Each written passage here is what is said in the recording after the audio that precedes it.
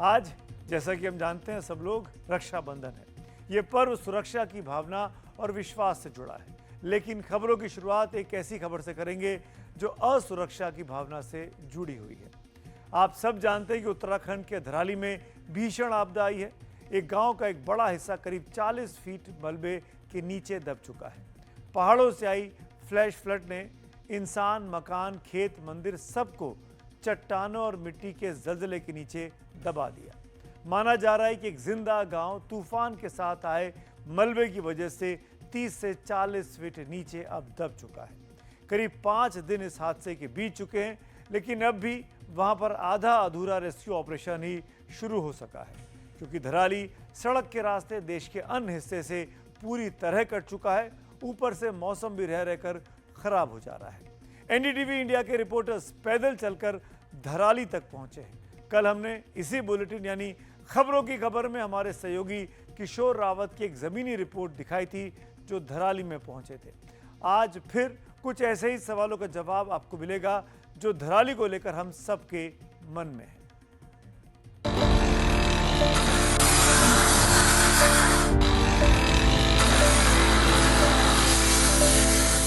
धराली में जिन घरों की छत दिख रही है, उन्हें काटकर उसके भीतर विक्टिम लोकेशन कैमरा डालकर घर में दबे इंसानों की खोज शुरू हो चुकी है। धराली गांव में लोगों की तलाश जारी है। एसडीआरएफ यहां पर एक ऐसे घर में मौजूद हुई है जहां पर लोगों को तलाश करने के लिए हाई टेक्निक इक्विपमेंट लेके आए हैं और यहां पर लगातार फोटोग्राफी के ज़रिए तमाम जो तलाशी है वो चल रही है। देख सकते हैं कि किस तरह से यहाँ पे तलाशी अभियान चल रहा है।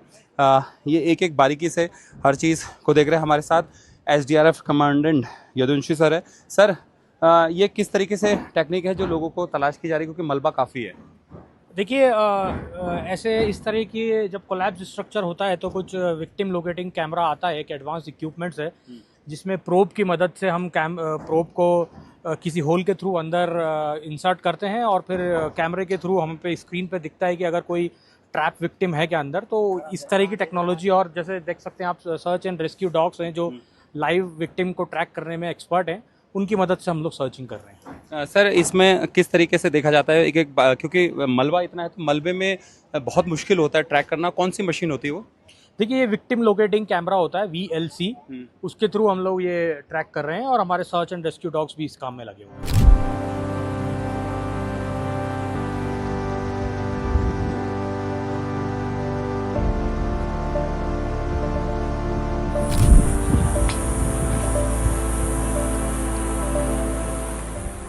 किशोर रावत ने एक वीडियो तैयार किया है जिसे देखने के बाद आपको समझ में आएगा कि धराली कितना नीचे दब गया है। आप जो पेड़ देख रहे हैं उनका केवल गला दिख रहा है, जमीन से लेकर सिर तक हिस्सा दफन हो चुका है। ऐसे ही हालात यहाँ घरों के भी हैं। 5-5 मंजिल के घर पूरी तरह से दब चुके हैं। धराली और हर्षिल आर्मी कैंप में आई जो तबाही थी, उसका सैलाब था जिसमें हज़ारों टन कंक्रीट आया, जिसमें बड़े बड़े इस तरह से बोल्डर थे। और इस वक्त हम उसी जो सैलाब आया था उसी में मौजूद है। इतने बड़े बड़े बोल्डर्स यहाँ पे आए और इसके साथ मलबा आया, रेत आई और बहुत सारा मटेरियल ऐसा आया जो कई 2-2 मंजिल बिल्डिंग को, 3-3 मंजिल बिल्डिंग को नीचे अपने यहाँ समा गया। और यहाँ पर देखें तो यहाँ पे करीबन 40 फीट के करीब मलबा है और इधर देखें तो ये करीबन 30 फीट मलबा है। अगर मैं इसे खोदने की कोशिश करूँ तो शायद ये हाथ से नहीं खुदेगा। आप देख सकते हैं कि नीचे कितना सख्त है और ऐसे ही बड़े बड़े बोल्डर्स यहाँ पर मिलेंगे। इसलिए इस जगहों पर यहाँ पर इन बड़े बड़े बोल्डर्स, इन बड़े बड़े कंक्रीट को हटाने के लिए यहाँ पर अब बड़ी बड़ी जब तक जेसीबी, पोकलैंड मशीनें नहीं आएंगी और इसके अलावा जो रडार या टेक्नोलॉजी नहीं आ पाएगी, तब तक यहाँ पर जो बॉडीज़ दब गई है, जो बह गई है इसके साथ, वो नहीं मिल पाएगी। और इस पूरे इलाके को दोबारा से कंस्ट्रक्ट करने के लिए, प्लेन करने के लिए बड़ी मशीन की बेहद ज़रूरत है। किशोर को रास्ते में पैरामिलिट्री कमांडो भी मिले जो धराली से सामान और इंसान को लाने ले जाने की व्यवस्था कर रहे थे। धराली और हरसिल में एक आपदा आई थी जिसने सब कुछ तहस नहस किया। इस वक्त हम हरसिल में मौजूद हैं। यहाँ पर पैरा इंजीनियर्स के, इंडियन आर्मी के यहाँ पर जवान है, अधिकारी है, वो एक रोप तय कर रहे हैं, एक तरफ पैदल रास्ता तय कर रहे हैं और बोट से भी, यानी जो पूरे नेशनल हाईवे डूब गया था तो यहाँ से कनेक्टिविटी कर रहे हैं और इसको पूरी तरह से तैयार कर रहे हैं, टेस्टिंग कर रहे हैं, लगातार इनका काम चल रहा है। हमारे साथ मेजर साहिल मौजूद है। साहिल सर, टफ काम है लेकिन इंडियन आर्मी के लिए शायद टफ नहीं होता, इंडियन आर्मी जो टास्क होती पूरा करते हैं। ये 3 चीज़ें बताइए, क्या कर रहे हैं आप लोग? हम यहाँ पे एक मल्टी प्रॉन्ग अप्रोच बना रहे हैं ताकि अगर कोई से भी धराली से इवैक्यूएशन हो रही है या अगर हमको यहाँ से धराली की तरफ कोई एसेंशियल स्टोर्स या मेडिसिन पहुँचाना है, आप सामने देख रहे हैं कि रोड तो ऑलरेडी बही हुई है, सामने से एक 80 ट्रैक बनी हुई है ताकि अगर हमको म्यूल्स हैं हमारे पास तो म्यूल्स के थ्रू भी कुछ सामान पहुँच जाए। एंड म्यूल से भी ज़्यादा अच्छी चीज़ हमने एक एरियल केबल वे बनवाया है यहाँ पे, और हमारा ये केबल वे 3 स्पैन में बनेगा। Each span will be covering around 150 metres ताकि जो भी सामान है वो जल्दी से जल्दी हमारा रोड के उस तरफ पहुंच जाए जहाँ पे गाड़ियाँ खड़ी रहेंगी। And essential services, medicine, ration, ताकि जो भी गांव वाले वहाँ फंसे हुए हैं एज वेल एज जो टूरिस्ट और जो पिलग्रिम्स आ रखे हैं उनके लिए हम राहत का सामान पहुँचा सकें। धराली के पास ही किशोर को एक ऐसी दुकान दिखी जिसमें अब मिलिट्री का मेडिकल कैंप था। आपदा आई और आपदा में हर कोई मदद करने के लिए तैयार है। किसी भी तरीके से मदद, कोई फ्री में गाड़ियों में ले जा रहा है, कोई खाना दे रहा है। और हमारे साथ एक सज्जन है मुखबा में जिन्होंने अपनी ये दुकान थी वो इंडियन आर्मी के एक एमआई रूम के लिए दे दी और बेसिकली ये चाय बनाते थे या मोमो चाउमीन यहाँ पर करते थे, अपना गुजर बसर करते थे। लेकिन इस आपदा में इन्होंने एक ज़रूरत समझी, इन्होंने अपनी जिम्मेदारी समझी और इन्होंने अपनी एक दुकान दी। दादा, पूरा नाम बताइए। मेरा नाम बीरेश कुमार है। बीरेश जी, आप ये मुखबा में रहते हैं? मैं यही रहने वाला हूँ। आखिर आपने जब ये दुकान दी तो क्या मन में आया? लेकिन हर कोई चाहता है कि मैं आपदा के समय में कमाऊँ ज़्यादा। अक्सर देखे हमने लोग। सर देखो, पैसा तो हम मतलब जिंदगी भर हमारे पास मतलब पैसा कमाने का हमारे पास ऑब्जेक्शन है, तो मतलब कई चीज़ें हमारे पास, पैसा हम कहीं से भी कमा सकते हैं पर जो इंसानियत है वो हम नहीं कमा सकते हैं, क्योंकि इस टाइम पे हमें जो है इंसान को मतलब सपोर्ट करने की जरूरत है। किशोर को धराली में वो जगह भी दिखी जहां पर कभी ऐतिहासिक कल्प केदार मंदिर होता था। इस वक्त हम धराली गांव में मौजूद है और धराली गांव में उस जगह पे मौजूद है जहां कल्प केदार मंदिर ने समाधि ले ली। उस सैलाब ने मंदिर को पूरी तरह से यहाँ पे इस मलबे के नीचे समाधि के रूप में दफन कर दिया। ये सामने ये वाला ही इलाका जो आपको तस्वीरों में दिख रहा है, यहीं भगवान कल्प केदार का मंदिर था जो यहाँ पर हज़ारों सालों से मौजूद है। यहाँ के स्थानीय लोगों का कहना है, केदारखंड में भी इसका जिक्र है। तो ये पूरे इलाके में यहीं पर मंदिर था, भव्य पूजा होती थी। 240 यहाँ पर छोटे छोटे मंदिर थे। पांडवों ने यहाँ पर ये मंदिर बनाया था जब ब्रह्म हत्या, पितृ हत्या और तमाम जो महाभारत का युद्ध हुआ था उसमें बचने के लिए, उसके श्राप से बचने के लिए यहाँ पर आए और उन्होंने यहाँ मंदिर बनाया। यहाँ पर मंदिर था और 240 मंदिरों का समूह था, लेकिन इससे पहले भी आई आपदा में यहाँ पर धीरे धीरे दफन होता रहा। लोगों का यह भी कहना है कि कल्प केदार मंदिर आधा पहले से डूब गया था, लेकिन जिसमें अब पूजा होती थी वो त्रासदी से पहले वहाँ पर पूजा करते थे। लेकिन उससे पहले जो त्रासदी आई जो पूर्व में, उसने पूरी तरह से इस मंदिर को डुबो दिया। तो अब लोगों का यही कहना है कि अब इस मंदिर को दोबारा से स्थापित किया जाए, समाधि से भगवान को बाहर निकाला जाए। जैसे केदारनाथ मंदिर को पुनर्निर्माण हुआ है, यहाँ पर भी पुनर्निर्माण होना चाहिए। इससे पहले अगर केदारनाथ धाम की बात करें तो केदारनाथ धाम भी 400 साल तक बर्फ़ में समाधि लिए था। तो अब कल्प केदार भी समाधि में है, लेकिन लोगों का कहना है कि एक बार फिर से वो भगवान को दोबारा से यहाँ से इस मलबे से बाहर निकालेंगे और जैसे पहले पूजा होती थी उसी तरह से पूजा करेंगे। किशोर पैदल हर्षिल की ओर बढ़ रहे हैं क्योंकि त्रासदी इस पूरे इलाके के कोने कोने में फैली हुई है।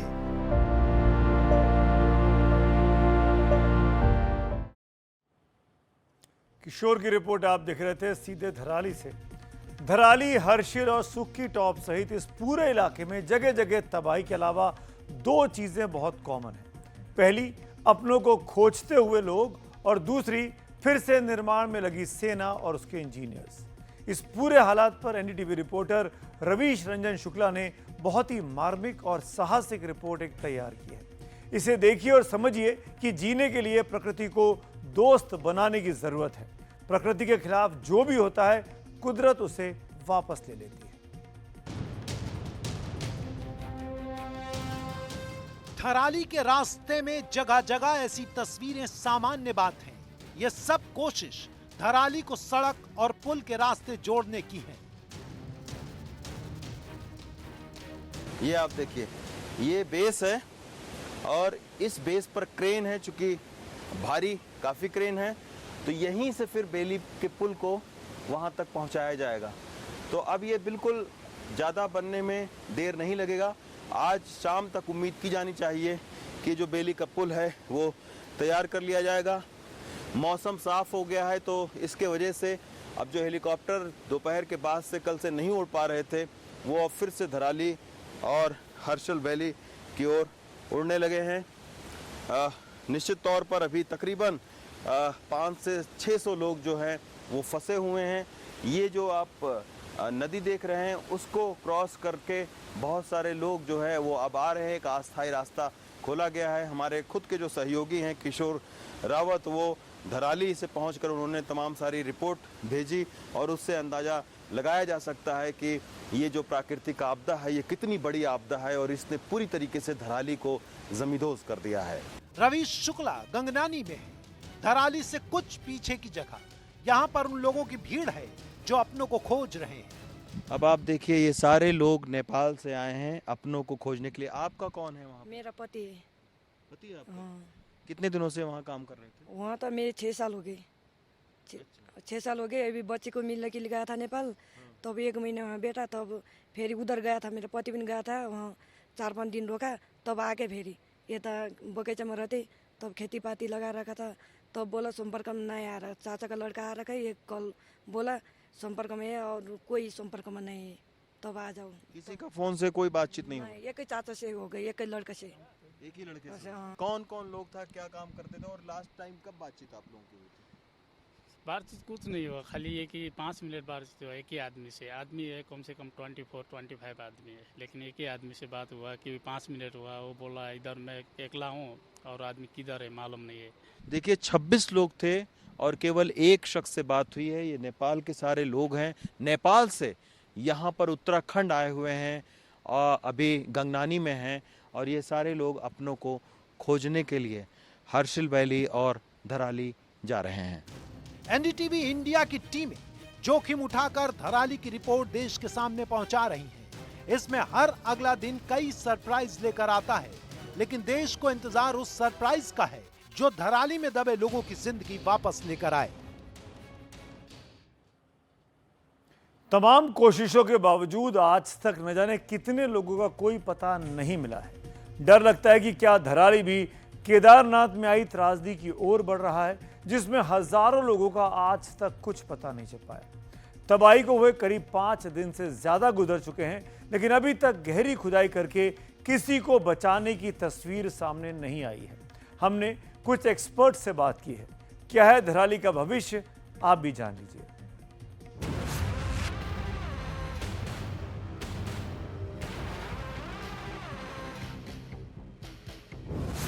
ये धराली का एक घर है जिसके सामने बड़ी मशीन पहुंची है।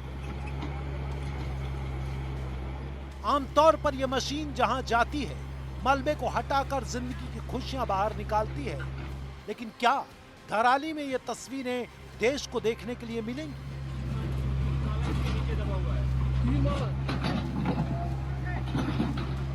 आप देखिए, it's not a earthquake like situation. Earthquake में होता है कि बिल्डिंग कोलैप्स होती हैं, अंदर एयर पॉकेट्स वगैरह रहती हैं, तो वहाँ पर जो आदमी फंसा हुआ है काफ़ी लंबे समय तक सर्वाइवल के चांसेस रहते हैं। परंतु फ्लैश फ्लड या लैंडस्लाइड जो रहता है उसमें काफ़ी स्लशी मलबा रहता है, थिक रहता है, तो यहाँ पे जीवित बचे रहने की संभावनाएं इस तरह की सिचुएशन में कम रहती हैं। मलबा बहुत ज़्यादा है, 10 से 15 फीट का मलबा है, 15-20 फीट का, तो उसमें सर्च करना थोड़ा कठिन रहता है और सर्वाइवल की चांसेस भी अपेक्षाकृत कम रहते हैं। बहुत ज़्यादा आप मलबे को डिस्टर्ब भी नहीं कर सकते हैं, उसके अपने एडवर्स कॉन्सिक्वेंसेस हो सकते हैं। तो काफ़ी स्थितियों में, जैसे 2013 में भी था, और उसके अलावा कई आपदाएं यहाँ हुई हैं पिथौरागढ़ में, उत्तरकाशी में भी, जहाँ पर कि बॉडीज को एक्सकवेट कर पाना कई बार संभव नहीं हो पाता है। इतना ज़्यादा मलबा होता है तो वो इशू रहता है लैंडस्लाइड में या फ्लैश फ्लड में, उस तरह के इश्यूज रहते हैं। जेसीबी वगैरह लगा के कोशिशें की जा रही हैं, परंतु कई बार होता है कि मलबे के साथ जो बॉडीज हैं, ह्यूमन रिमेन्स हैं, वो काफ़ी दूर तक चले जाते हैं, तो वो ऐसे में खोज पाना कई बार संभव नहीं हो पाता है। केदारनाथ धाम में आई आपदा के बाद जो पहला दल रेस्क्यू के लिए वहां पहुंचा था, उसकी अगुवाई कर्नल अजय कोटियाल कर रहे थे। उनका पुराना अनुभव धराली के बारे में स्थितियों को थोड़ा अलग बता रहा है। जो लोग इस मलबे के में दबे हैं, उनका सबसे पहला तो इवैक्यूएशन का तरीका हो गया कि जहाँ की नॉलेज है उस तरीके से लोगों को निकाला गया। लेकिन ना ये अनफॉर्चुनेट है कि कई लोग दबे रह जाएंगे।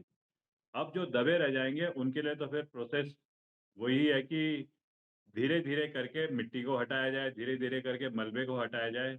ये जो अपने स्निफर डॉग्स होते हैं, इनको यूज़ करा जाए। और आजकल ना कुछ इक्विपमेंट आए हैं जो जैसे ज़मीन के नीचे अगर आदमी है और आदमी की बॉडी में कोई मेटल पार्ट है, तो ये इक्विपमेंट ना वो रेजोनेंस से उसकी लोकेशन को आइडेंटिफाई करते हैं। तो अब उनको धीरे-धीरे करके हटाने की प्रोसेस तो करनी पड़ेगी, क्योंकि ह्यूमन एंगल है, ह्यूमन सैटिस्फैक्शन एंगल है। कहीं न कहीं हमें वो सेरेमनीज़ भी करनी पड़ती हैं, जो लोग नहीं रहे, तो उसके लिए हटाना तो सबको पड़ेगा ही। बट 100% हटाना अनफॉर्चुनेटली पॉसिबल इसलिए नहीं होता क्योंकि कई लोग तो ऐसे होंगे जो ना इस मलबे के जब मलबा ऊपर से नीचे आया और मलबा इनसे टकराया, इनको लेकर के चला गया। हो सकता है नदी में लेकर के चला गया हो, बह गए हों। कई बार तो क्रशिंग इफेक्ट इतना ज़्यादा होता है कि बॉडी ना बिल्कुल टुकड़े-टुकड़े हो जाते हैं। वो अलग, लेकिन प्रयास तो पूरे के पूरे होंगे कि जो प्रायोरिटी 4 हो चुके हैं, जिसे बोल देंगे फेटल हो चुके हैं, उनको भी हटाने के लिए। केदारनाथ में क्लेम करा जाता है, जो फिगर्स हैं वो हैं 5 साढ़े 5 हज़ार। लेकिन आज भी ऑफ द रिकॉर्ड जो लोग बात करते हैं और जिस तरीके का एक्सपेक्ट करा जाता था कि वहाँ पे लोग होंगे, वहाँ पे उस प्रकार के लोग होंगे जो खाली यात्रा के लिए नहीं, जो अपने रोजी-रोटी के लिए आए हैं। अलग-अलग लेबर, कई घोड़े खच्चर वाले जिनका कहीं रजिस्ट्रेशन नहीं था, तो वो क्वांटिटी जो ना मेरे ख्याल से उसकी 4 टाइम्स ज़्यादा, मतलब अराउंड 20,000 भी जाती है। फिर के अब जैसे केदारनाथ से ही को तुलना करेंगे, तो कई लोग कभी नहीं मिलने वाली स्थिति में हैं केदारनाथ में। कुछ लोग पहाड़ के ऊपर चले गए थे, तो उनकी ना अभी भी बॉडी मॉर्टल रिमेन्स मिलते रहते हैं।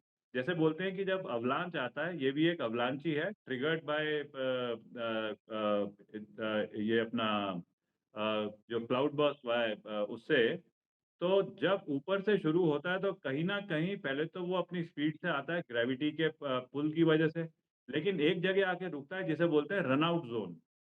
रन आउट ज़ोन, तो ये रन आउट ज़ोन जो है वो आ गया धराली के ऊपर। धराली में उस रोड के ऊपर और नदी की तरफ उस एरिया में जहाँ पे कि मंदिर जिसमें कि वो सेरेमोनियल पूजाएँ भी हो रही थी, उस एरिया में आ गया।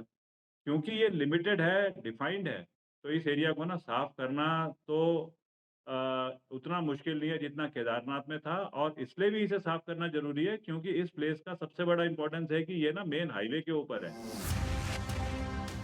एक्सपर्ट का अनुभव और जानकारी धराली त्रासदी के बाद गुम हुए लोगों के घर वालों को बुरी लगेगी, लेकिन ये एक ऐसी सच्चाई है जिससे मुंह नहीं मोड़ सकते। यहाँ पर उन लोगों के लिए सबक है जो ऐसे विकास की योजनाएं बनाते हैं जिसमें त्रासदी हो जाए तो पीड़ित की जल समाधि के सिवा कोई और रास्ता नहीं बचता है।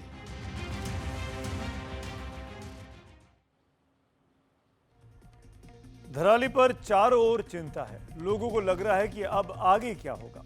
प्रकृति के ऐसे हमलों से इंसान की रक्षा कैसे हो पाएगी, कौन करेगा। लेकिन चिंता से कुछ हासिल नहीं होता। सुधार तो तब होगा जब देश की संसद इस विषय की गंभीरता को समझे और इस पर कोई कारगर चर्चा करे, कोई नीति बनाए। दुख की बात है कि दिल्ली में संसद का सत्र चल रहा है, लेकिन उसकी सूची में, लिस्ट में धराली कहीं नहीं दिखाई देता। एनडीटीवी की इंडिया टीम ने इस विषय में एक प्रश्न अभियान चलाया। उसका क्या परिणाम है, आप भी जान लीजिए।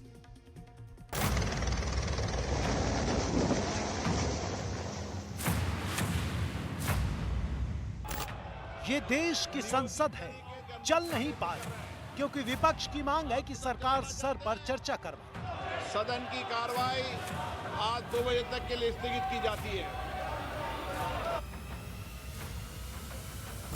सरकार कहती है कि यह संभव नहीं, गतिरोध बना हुआ है, काम रुका है।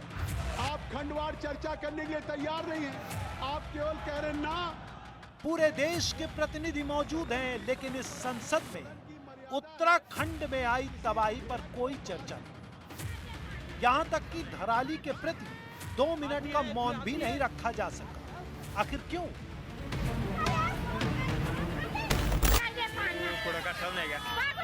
मैं रोज आपसे आग्रह करता हूं, सदन नहीं चलाना चाहते, लोकतंत्र की मर्यादाओं परंपराओं का पालन नहीं कर रहे। देश के हर आदमी को ये बात परेशान करती है कि संसद उनकी प्रतिनिधि है, फिर उनके दर्द के प्रति संवेदना संसद से गायब क्यों है? न पक्ष न विपक्ष, सब अपने एजेंडे में बिजी हैं। किसी को ये क्यों नहीं लगता कि प्राकृतिक विनाश के प्रति सोच बदलने की जरूरत है?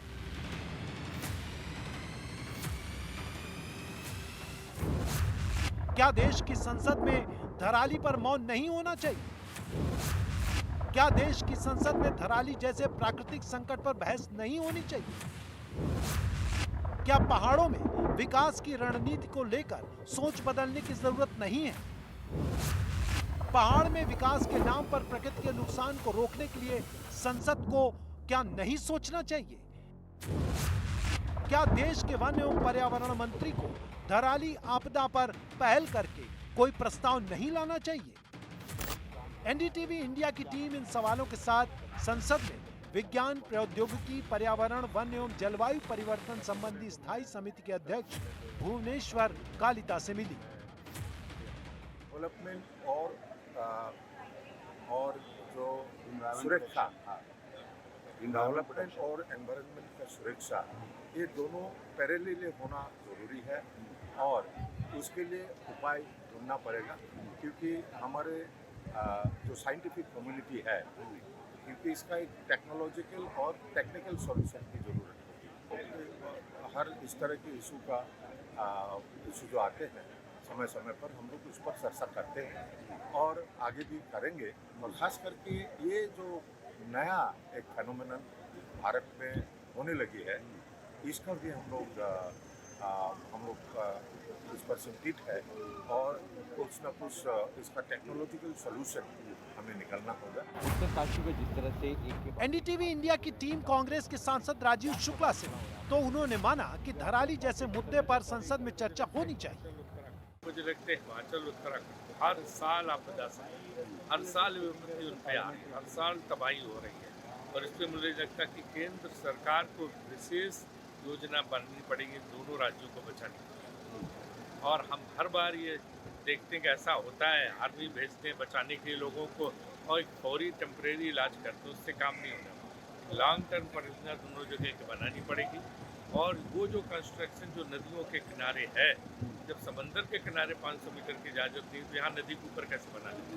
इन सबको रोकना पड़ेगा। संसद में चर्चा होनी चाहिए, चर्चा भी होनी चाहिए संसद में, बिल्कुल। एनडीटीवी इंडिया की टीम अपने सवालों के साथ यूपी में नगीना के सांसद चंद्रशेखर से मिली तो उन्होंने इस समस्या पर संसद की एक अलग क्षमता की ओर इशारा किया। बिल्कुल होनी चाहिए, क्योंकि हम उसका आकलन यहाँ बैठे नहीं कर सकते। एक डेलीगेशन जाए, प्रॉपर जानकारी हासिल करे, कितने लोगों की जान गए, कितना आर्थिक नुकसान हुआ है, कितने घर टूटे हैं, कितनी फसलें नुकसान हुई, इसका पता तभी लगेगा जब हम वहाँ जाएंगे। और चर्चा सदन में अगर होगी, क्योंकि हर जगह से लोकसभा के सदस्य चुन के आए हैं, तो हमारी जानकारी यहाँ है। मैं उम्मीद करता हूँ कि सरकार को इस पर चर्चा करना चाहिए और एक मजबूत चर्चा हो। पहाड़ी इलाकों में केंद्रीय मंत्री रामदास अठावले ने एनडीटीवी इंडिया के सवाल पर कहा कि विपक्ष तैयार हो तो सरकार चर्चा पर गंभीरता से विचार करेगी। अपोजिशन वाले अगर प्रस्ताव लाते हुए चर्चा हो सकती है। चर्चा होनी चाहिए, आपको लगता है, क्योंकि आपदाएं बढ़ती जा रही हैं देश में? चर्चा होती है तो अच्छी बात है, उसमें सरकार के सामने भी कोई प्रस्ताव आ सकते हैं, भारत सरकार विचार कर सकती है, राज्यों को आगे दे सकती है ऐसी घटना न घटे। अब हम एक ऐसा तथ्य आपको बताने जा रहे हैं जिसे सुनने के बाद सबको हमारी मांग का महत्व समझ में आएगा। ज्यूरिक की एक री-इंश्योरेंस कंपनी स्विस रे ने दावा किया है कि पूरी दुनिया में 2025 के पहले 6 महीने में प्राकृतिक आपदा से $135 बिलियन यानी करीब 12 लाख करोड़ रुपए का नुकसान हो चुका है। म्यूनिक टेक्निकल यूनिवर्सिटी का एक रिसर्च बताता है कि हर साल आकाश से गिरने वाली बिजली दुनिया के 32 करोड़ पेड़ को भस्म कर देती है। इसमें बड़े पेड़ों की संख्या 2 से 4 करोड़ होती है। बिजली गिरने से बड़े पेड़ जलते हैं तो 1.09 अरब टन कार्बन गैस निकलती है, जो पर्यावरण के लिए बहुत हानिकारक है। घरों को तोड़ रहे हैं, ये तरतीब ढंग से तोड़ रहे हैं, डेवलपमेंट के नाम पे हर तरह से जंगलों को काट रहे हैं, तो नेचर तो असंतुलित होगा और उसके चलते इस तरह की स्थिति आएगी जो आई है। अभी उत्तराखंड में जिस तरह से त्रासदी हुई, अचानक से इतने लोग कहाँ चले गए, लापता हो गए, मतलब उनका और इस दुनिया में नहीं है। वास्तव में अगर संसद ठीक से चल रहा होता, यह जो विषय है त्रासदी वाला उत्तराखंड का जो घटना है, इस पर तो तुरंत ही चर्चा होगी। विकास किसी भी राज्य की गति के लिए जरूरी है, लेकिन किसी विकास से अगर राज्य का ही नुकसान होने लगे तो इसे रोक देना चाहिए। धराली के संवेदनशील पहाड़ों को संरक्षण के साथ विकास की जरूरत है। Bureau report, NDTV India.